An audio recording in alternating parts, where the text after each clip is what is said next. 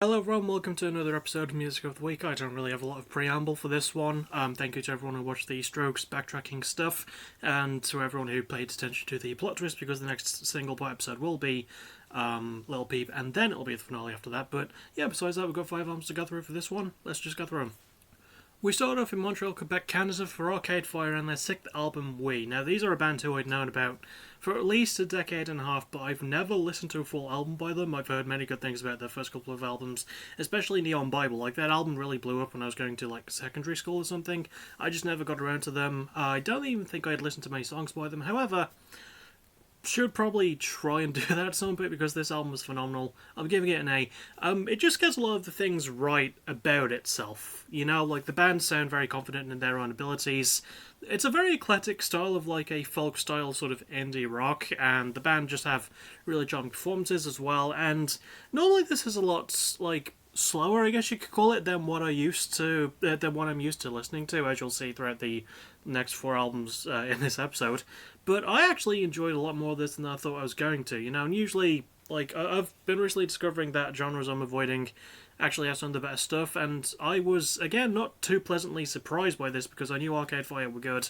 I just didn't know how good, and they've been around for a long time for a good reason. This is their first album in 5 years as well, so using that as another excuse as to why I didn't listen to them sooner.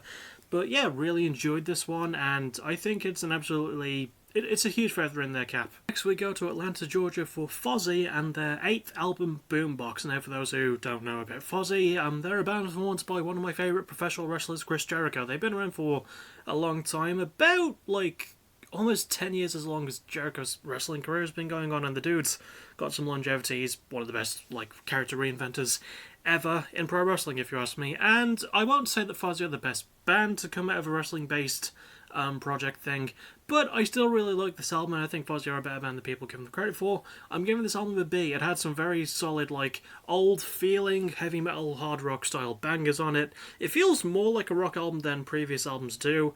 Again, not as super heavy as, previous stuff, and it doesn't have a Judas-level hit. I wouldn't catch myself really singing many of the songs from this album in a live audience if I ever went to an AEW show, and God, I'd love to.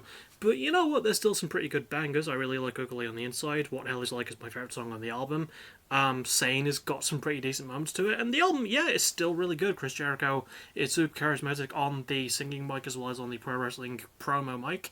Especially against Eddie Kingston. God, that promo was fucking phenomenal. Anyway, yeah, for a band that's been around for about as long as Fozzy has, this was still pretty solid from them, and I wouldn't expect anything less from Le Champion. Next we go to Red Lion, Pennsylvania for Hailstorm and their 5th album, Back from the Dead. This is their first album in about 4 years, making it the longest gap.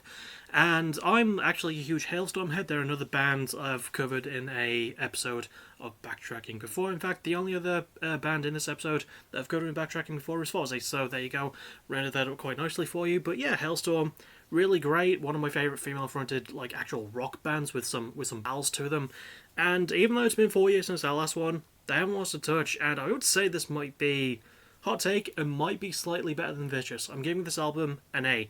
I really enjoyed how in control of the faculties the band feel by now, especially Lizzie Hale. Her vocals sound way, way better than they ever have. She's got better vibrato. Her gruffness is still there, but sounds a bit cleaner as well. The guitar work is still great too from her and the other lead guitarist whose name I forget.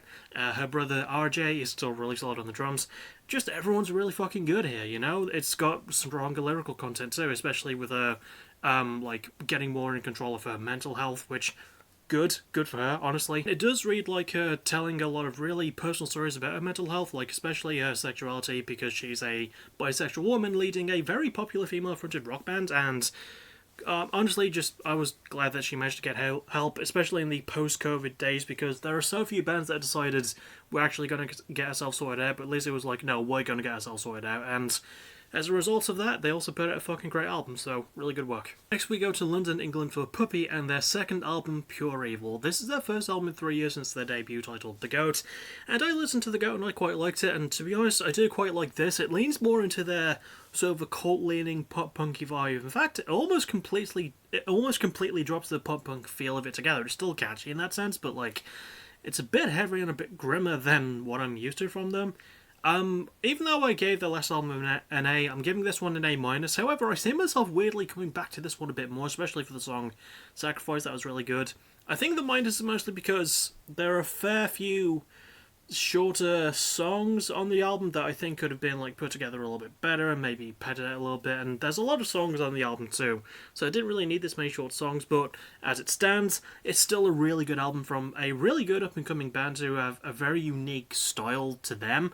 And I really love how they mix in the genres. The production on the album is especially phenomenal. I'm so glad that they switched labels to Rude Records and that they produced this one themselves. That was just a really smart idea. So, yeah, if you need some like newer talent, especially from the UK, Puppy are more than happy to fill that gap for you. And finally, we return to Canada, specifically Burlington, Ontario, for Silverstein and their 10th album. I almost said 7th for some reason. Their 10th album, Misery Made Me. This is the only the second album of theirs I've listened to, and I remember enjoying A Beautiful Place to Drown. I think I like this one a little bit more. I think it focuses a bit more on the heavier style of their typical sort of emo sound. I'm giving this one a B. I really enjoyed a lot of the facets of this album. Like, it starts out pretty strongly, and it can meander for a little while after that, but it does pick things up really nicely. I like the closing song, Misery, is really good. My favourite song on the album is Ultraviolet. There's some really good, like, separately, they're really good emo bangers. They do have a little bit of a flow issue at times, and sometimes the lyrics are a little bit too depressingly grim, and especially considering that their last album came out in the middle of the pandemic, so that kind of really helped things. But yeah, still a really good album from them, from a band who, again, much like Arcade Fire, I haven't had a lot of experience with, but unlike Arcade Fire, I've at least heard a Silverstein album before, so I knew a bit more about their sound going. And I wasn't expecting the heavier lilts, but I'm glad that they stuck with it.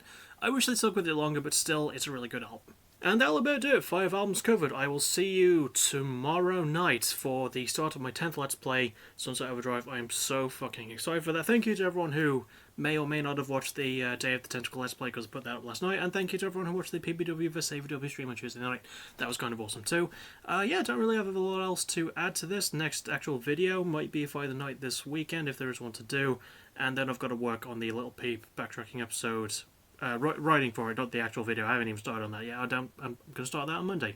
The writing process, I mean. So, yeah, that's enough awkward rambling from me. I'll see you all likely on Sunday, but definitely tomorrow night in streaming form. As always, thank you for watching. You're awesome. Bye-bye.